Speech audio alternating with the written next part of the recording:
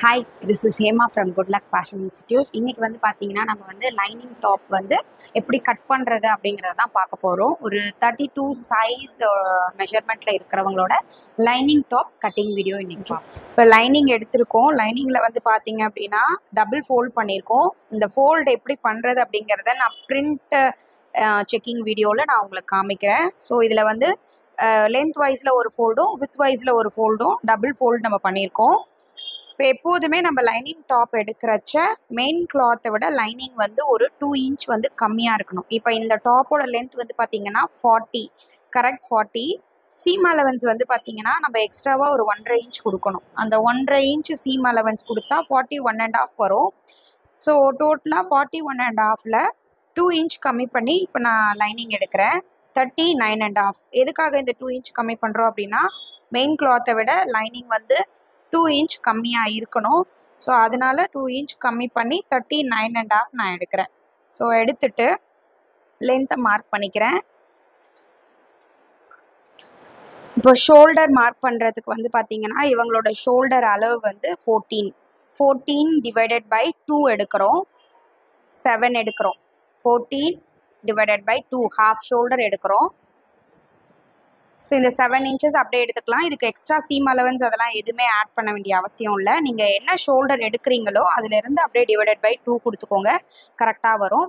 அதே மாதிரி arm length எடுக்கிறதுக்குமே ஷோல்டரில் என்ன அளவு எடுத்தோமோ அதே அளவே கீழே கொடுத்தீங்கனாலே உங்களுக்கு கரெக்டாக வரும்.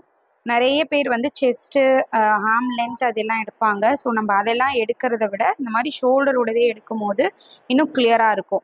ஸோ இங்கே 7 எடுக்கும் போது இங்கே செஸ்ட் லைன் கண்டுபிடிக்கிற இடத்துலையுமே நம்ம 7 எடுக்கிறோம், கீழையும் 7 எடுக்கிறோம்.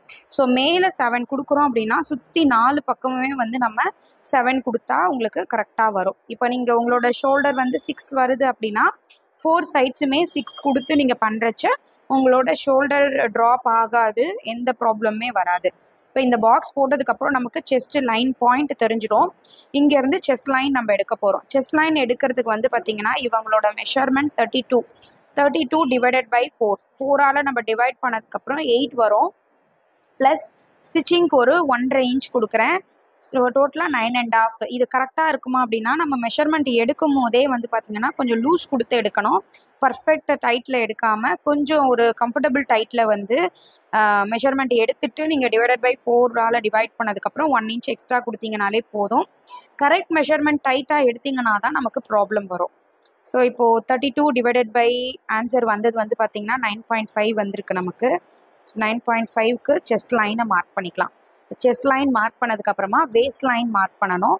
வேஸ்ட் லைன் மார்க் பண்ணுறதுக்கு நம்ம அகெயின் மேலே இருந்து வேஸ்ட்டு லென்த்து அப்படிங்கிறத நம்ம டேரெக்டாக எடுத்துக்கணும். இடுப்பு எங்கே நம்ம இடுப்போட ரவுண்டு எடுக்கிறோமோ அந்த ரவுண்டு கிட்ட நம்ம இடுப்போட லென்த்தையும் நம்ம மார்க் பண்ணிக்கணும். நம்ம ஃபுல் லென்த்து எப்படி எடுக்கிறோமோ அதே மாதிரி வேஸ்ட்டு லென்த்து சீட் லென்த்துன்னு தனியாகவே நம்ம எடுத்துக்கணும். இப்போ வேஸ்ட் லென்த் வந்து இவங்களோடது 13 எடுக்கிறேன்.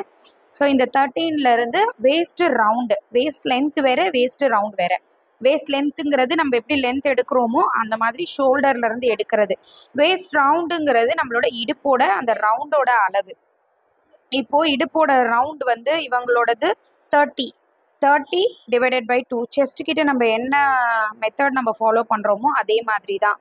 30 டிவைடட் பை 2 வந்து 7.5 ப்ளஸ் ஒரு 1.5 எடுக்கிறோம். So total 9. இங்கேருந்து இங்கே 9 இன்ச்சஸ் எடுத்துக்கலாம். அதுக்கப்புறமா சீட் கிட்ட எடுக்கிறச்ச அதே மாதிரி சீட்டோட லென்த் எடுத்துக்கலாம். இவங்களோட சீட் லென்த் வந்து 21. ஸோ 21லேருந்து இவங்களோட சீட் ரவுண்டு பார்த்தீங்க அப்படின்னா 34 டிவைடட் பை 4 8.5 ப்ளஸ் சீட் கிட்ட வந்து பார்த்தீங்கன்னா இப்போ நம்ம செஸ்ட்டு கிட்ட வேஸ்ட் கிட்டலாம் 1.5 கொடுத்துருக்கோம். சீட் கிட்ட பார்த்தீங்கன்னா 1 இன்ச் மட்டும் தான் கொடுக்கணும். இது வந்து நம்ம பிரித்து யூஸ் பண்ணுறதுக்காக இந்த அலவன்ஸ் நம்ம கொடுக்கல. இந்த அலவன்ஸ் வந்து பார்த்தீங்க அப்படின்னா நம்ம ஸ்லிட்டு மடித்து தைக்கிறதுக்காக இந்த 1 இன்ச் கொடுக்குறோம். ஸோ அதனால் இங்கே 1.5 இன்ச்செல்லாம் கொடுக்க வேண்டிய அவசியம் இல்லை. 1 இன்ச் மட்டும் ஸ்லிட்டுக்காக கொடுத்தா போதும். 34 டிவைடட் பை 4 பண்ணிவிட்டு வர ஆன்சர்லேருந்து 1 இன்ச் மட்டும் ஆட் பண்ணிக்கோங்க. ஸோ இங்கே எடுக்கிற 9.5 அப்படியே கீழேயும் நம்ம கொடுத்துக்கலாம். இன்கேஸ் சில பேர் வந்து கொஞ்சம் ஸ்லாண்டிங்காக போடுவாங்க. ஸ்லாண்டிங்காக போடுற பர்சனாக இருந்தால் ஒரு 1 இன்ச் மட்டும் எக்ஸ்ட்ராவாக நம்ம போட்டுக்கலாம். இப்போ நான் ஸ்ட்ரெயிட் குர்த்தி மாதிரி எடுக்கிறேன். ஸோ சீட் கிட்ட நம்ம 9.5 எடுத்தது அது அப்படியே கீழேயும் நான் 9.5 கொடுக்குறேன். ஸோ இப்போ இது எல்லாத்தையுமே நம்ம ஜாயின் பண்ணிக்கலாம்.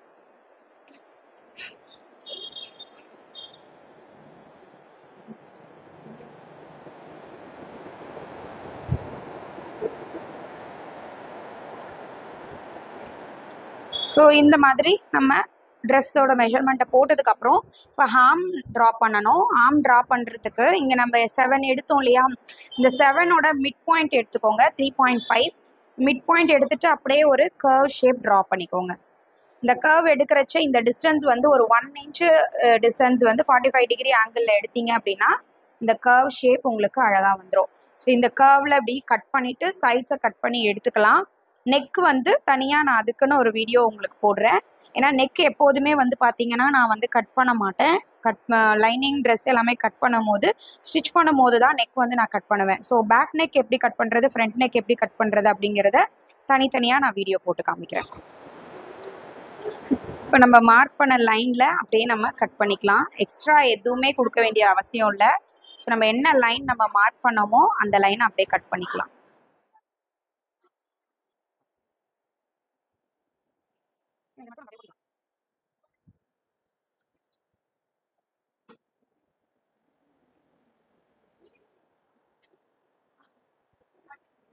நான் மெயின் கிளாத்தில் ப்ளேஸ் பண்ணியிருக்கேன். இப்போ மெயின் கிளாத்தில் வந்து பார்த்தீங்க அப்படின்னா இந்த லைனிங்கை வந்து எக்ஸ்ட்ரா எதுவுமே கொடுக்காம ஃபோல்டை ஒட்டி ப்ளேஸ் பண்ணிக்கோங்க. ப்ளேஸ் பண்ணிவிட்டு இங்கே கீழே மாத்திரம் நம்ம வந்து அந்த 2 இன்ச் கம்மி பண்ணியிருந்தோம் இல்லையா, அந்த 2 இன்ச் மட்டும் ஜாஸ்தியாக விட்டு நீங்கள் ஒரு லைன் ஒன்று போட்டுக்கோங்க. ஸோ இப்போ இந்த 2 இன்ச்சுக்கு எக்ஸ்ட்ராவாக நம்ம கம்மி பண்ண அந்த 2 இன்ச் லைனை போட்டுக்கிறீங்க. அதுக்கப்புறம் சைடு வந்து பார்த்தீங்கன்னா ஒரு 1/2 இன்ச்சோ ஒரு 3/4 இன்ச்சோ வந்து ஜாஸ்தி இருக்கா மாதிரி ரஃப்பாக கட் பண்ணிக்கோங்க. ஏன்னா இப்போ புதுசாக நீங்கள் கட் பண்ணுற ஆளாக இருந்தீங்கன்னா கரெக்டாக கட் பண்ணிங்க அப்படின்னும் போது நம்ம ஸ்டிச் பண்ணும்போது குறைவாக இருந்ததுன்னா நம்மளால் ஒன்றுமே பண்ண முடியாது. அதனால் சுற்றி வந்து ஒரு 1/2 இன்ச் எக்ஸ்ட்ரா இருக்கா மாதிரி கட் பண்ணிவிட்டு ஷோல்டர் மாத்திரம் பார்த்தீங்கன்னா கரெக்டாக இருக்கணும். ஸோ ஷோல்டர் கரெக்டாக வெட்டிட்டு ஹார்ம் அண்ட் சைட்ஸ் எல்லாமே ஒரு 1/2 இன்ச் எக்ஸ்ட்ரா இருக்க மாதிரி நீங்கள் வெட்டிட்டீங்க அப்படின்னா அதுக்கப்புறம் சுற்றி தையல் போட்டதுக்கப்புறம் அந்த எக்ஸ்ட்ரா இருக்கிறத கட் பண்ணிடலாம். இதோட ஸ்டிச்சிங் வீடியோ நான் நெக்ஸ்ட் வீடியோவில் அப்லோட் பண்ணுறேன்.